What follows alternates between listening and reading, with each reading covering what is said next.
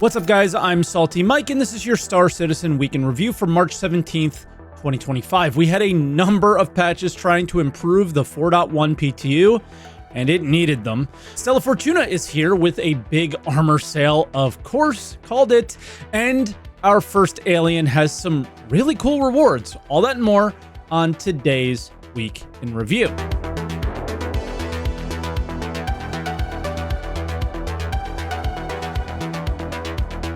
And as always, if this is your first week in review, this is where I take all of the official Star Citizen news each week, put it into one video, and share some of my opinions about it. I also live stream on Twitch, twitch.tv/SaltEMike. Stop by and say hi if you haven't yet. I look forward to seeing you there. But before we get into the video, let me share with you today's sponsor.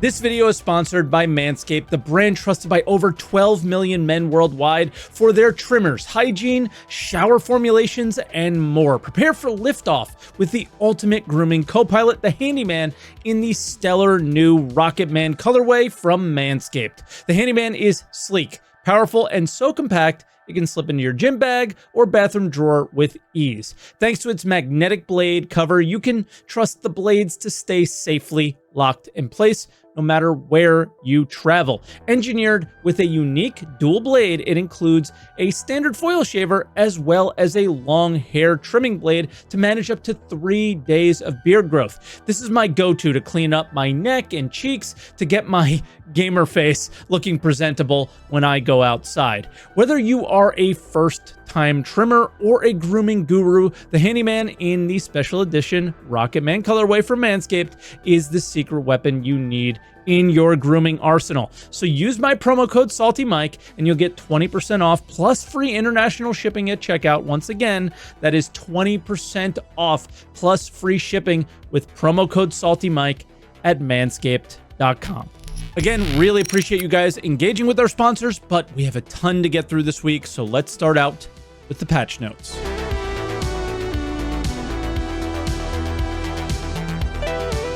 And on Monday, we were still in Wave 1 for the 4.1 PTU, and we got an AI update here that we've already seen already. I believe this is the new Ninetales FPS AI loadouts that we've already been seeing at Hathor for like a week now, like the heavy NPC with the backpack. They added new visuals for the hand minables, and yeah, they look kind of cool. They're more looking like ore as described. A bunch of vehicles I'm not sure too many people use outside of the Terrapin Medic were added to the in-game shops, and the energy cannon ammo is now maxed out at 25 to help bring them back to the fold again, but it's probably still not enough as they fire too slowly to be part of any sort of like PvE or PvP meta. So yeah, it's a bit weird there. All the missing stuff for the ROC, like the lasers, were added to the shops, and they went a little simple here, just naming them after their larger Prospector and Mole counterparts with very similar characteristics. And Arena Commander added the Theaters of War map, Crossroads of Crime. It's really cool, but it also makes me sad of what could have been. It seems pretty clear this isn't a hint that it's coming. It feels like this is kind of it, right? Then Tuesday, still Wave 1, they did the usual visual polish stuff to Hathor and the caves, but the main updates were around mining. They added new materials to be purchased by shops in areas, as well as the fixed container with the DS. So you can now sell all the new materials at shops in Stanton, which is good, and they sell for a lot.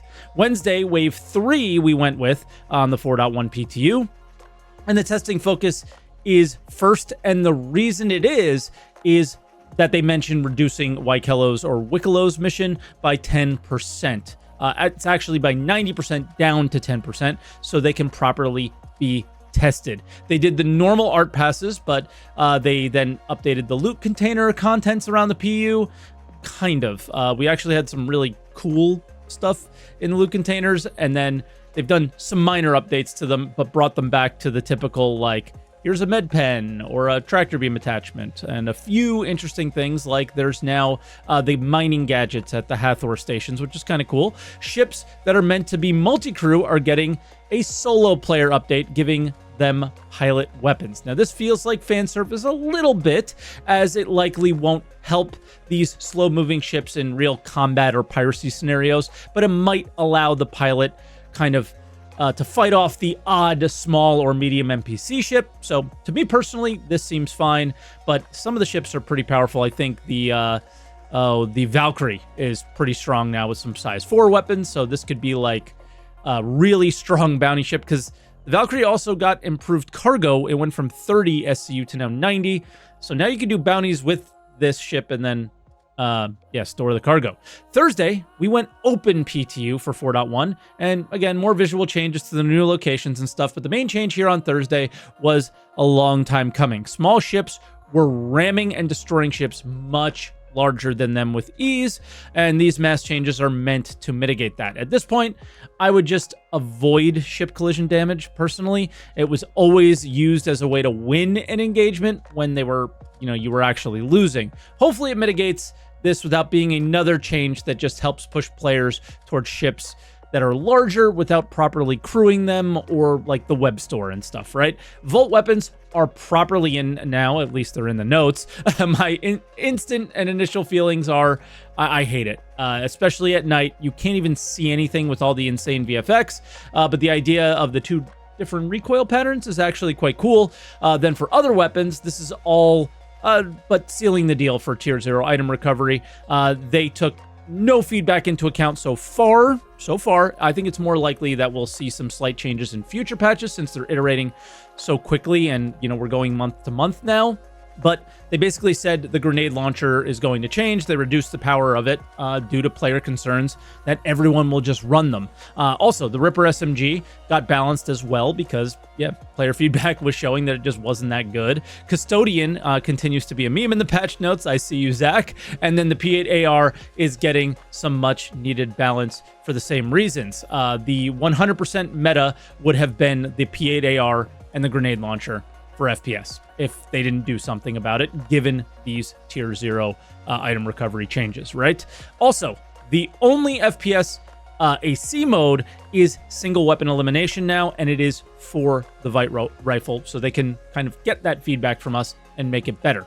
Friday, the coolest thing I saw here was Wicklow showroom is now open. I know a lot of people snuck in and saw it before it was ready, but I am so happy I didn't and I waited. This was really cool. It does improve Wicklow's experience greatly, as you have a preview of what you're turning items in for.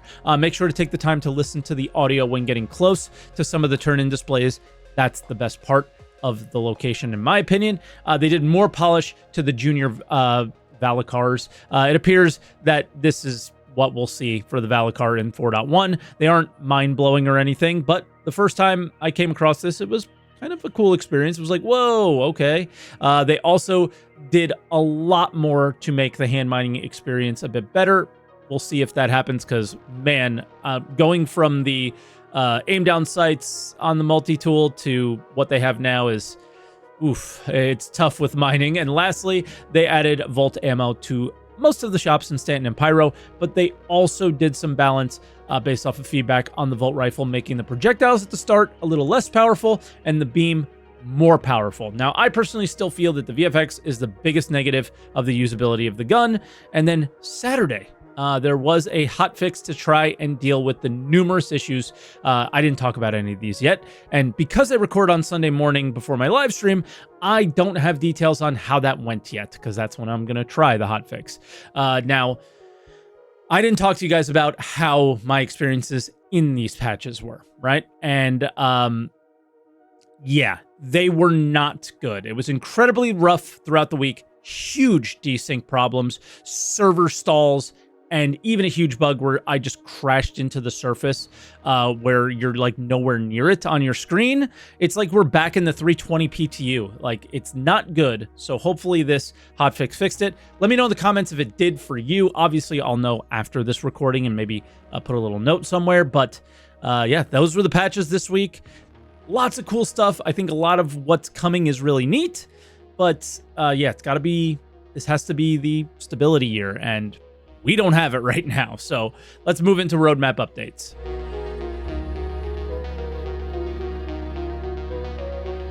All right, and for roadmap roundup, starting out, they updated the redacted mission giver card for Wicklow. And yeah, they just updated his location as well. Again, like I said last week, he is a mission giver for sure, but this is not exactly the standard that we've come to know in recent years, but it is quite cool and completely different from any experience or missions that we do with anyone else. So it's also kind of cool, right? And now we know the name of the next event, Align and Mine. I really think this is going to be a good time, but I've enjoyed my time at the location so far, but again, they have to work. So we don't have much time left. Next up is basically all the elements of the sandbox activity. The focus here is we knew all these already, but they're now listed as committed in the next patch. And yeah, lastly, the cards for 1.0 are added and they're simply renamed like the first one to fit a bit better of what their plans are. So they went from control surfaces to updated IFCS and control surfaces. And Quantum Boost was renamed to just Quantum Travel. Now, a little speculation, curious here, is this a full change on how quantum travel works? Because there's so many issues with it. And yeah, are we just not going to QT anywhere near the way that we're doing now, like in a straight line? Are we going to be moving all the time? I don't know. And then realistic audio, which we saw at the last few CitizenCon. So small roadmap update, as expected. I don't think we're going to see much out of these ever again, really. So let's move on to video updates.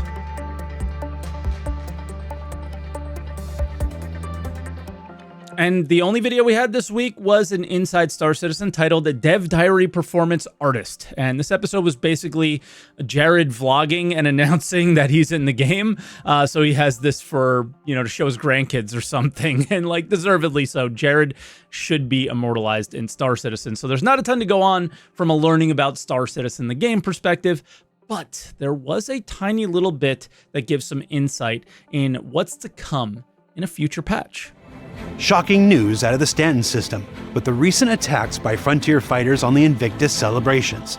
And in addition to news about the ongoing threat of the Frontier fighters, I'm also doing reports about a new threat to all human life in the verse that begins to rear its head in the upcoming Alpha 4.1 with the start of this year's B story, concerning a suspected failure of regen technologies, which we'll learn more about in just a couple of weeks. The UEE Senate has put out a call for resources to help fund the scientific research needed to overcome the regen crisis. So two things. The first is that this isn't the last we've seen of the Frontier fighters. Clearly, there is a regen crisis of some kind going on as well. Sounds like they'll be repurposing the missions that we had for Supply or Die. Maybe for Rayari, as there's been some updates to their missions in 4.1. Not sure, pure speculation here. Let me know what you guys are speculating on this, but it's a pretty neat one. So that was a sneaky one they snuck in there. And speaking of sneaky, let's move into other updates.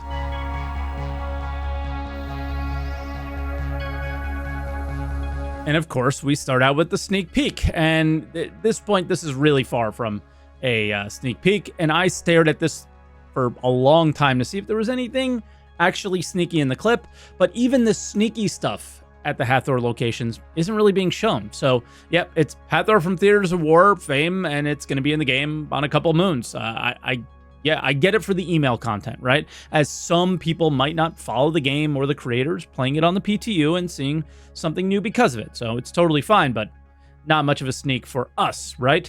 And then for dev posts, when does Supply or Die end was asked, and we get an update to confirm that it will actually end at the release of 4.1, unlike Fight for Pyro, which extended due to the issues with 4.0 and the .1 patch. And then there was a lot of other updates in terms of dev posts, but I didn't include them this week just simply because they ended up being integrated into the patch notes at some point. Stella Fortuna is next, and it is the St. Patrick's Day celebration in Star Citizen. They do a lot of green paints for ships, and they're selling racing armor that we saw at CitizenCon with multiple different versions and racing weapons.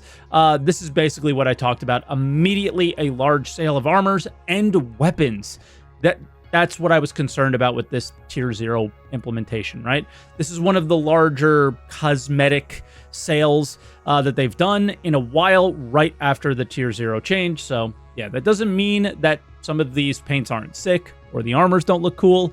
Like really annoyed that the Murray Cup stuff wasn't on more racing ships, like the ones that I like. I feel like they would have made a ton of money there. But yeah, so kind of, again, just giving those monetization vibes that you always get from Star Citizen, but who knows? So that's where I'll leave it with you guys this week. So I hope you guys enjoyed the video. If you did, make sure you leave a like. Also, comment down below on anything I might have missed, anything that we talked about today. I made a couple call outs of what your experiences are like in the PTU. And yeah, get subscribed for more weeks in review, and I will catch you guys next week.